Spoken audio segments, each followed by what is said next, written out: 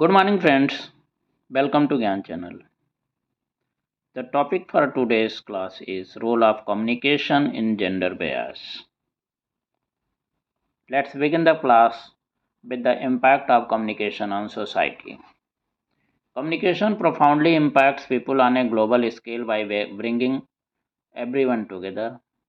People may not speak to the language of another culture or communicate verbally, but gestures, visual cues, body language, sign language, and other communication methods can also be used to connect with others. Additionally, communication has also been positively impacted by new technological advancements, which allow folks to communicate despite language barriers. Communication is essential when it comes to creating a connection with others. Without a connection to others, people may struggle, experience depression, or feel a lack of belonging. Not to mention, it would be difficult to get our needs met if we couldn't express ourselves verbally, visually, or otherwise to those around us. Communication is extremely important. Basically, life is mutual circulation, communication between very diverse, seemingly incompatible elements of a closed natural system. And since today we have been forced into a global society in order to push us towards similarity, integration with nature's fully integrated, interdependent system, we have to use our global communication capabilities to facilitate this human integration. Next, let's discuss about what is gender.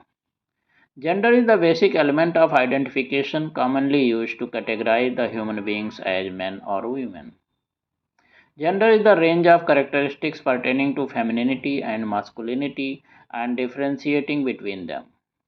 Depending on the context, this may include sex based social structures and gender identity. Most cultures use a gender binary in which gender is divided into two categories, and people are considered part of one or the other, that is, boys oblique men and girls oblique women. Those who are outside these groups may fall under the umbrella term non-binary. Some societies have a specific gender biases. Men and women, such as the Hijras, specific genders beside men and women, such as Hijras, often referred to as third genders. Most scholars agree that gender is a central characteristic of social organization. Sexologist John Money is often regarded as the first to introduce a terminological distinction between biological sex and gender role in 1955. However, Money's meaning of the word did not become widespread until 1970s when feminist theory embraced the concept of a distinction between biological sex and the social construct of gender. Most contemporary social scientists, behavioral scientists, and biologists, many legal systems and government bodies, and intergovernmental agencies such as WHO make a distinction between gender and sex. In other contexts, the term gender is used to replace sex without representing a clear conceptual difference. For instance, in non human animal research, gender is commonly used to refer to the biological sex of the animals. This change in the meaning of gender can be traced to the 1980s. The social sciences have a branch devoted to gender studies. Other sciences such as sexology and neuroscience are also interested in the subject. The social sciences sometimes approach gender as a social construct, and gender studies particularly do, while research in the natural sciences investigates whether biological differences in females and males influence the development of gender in humans.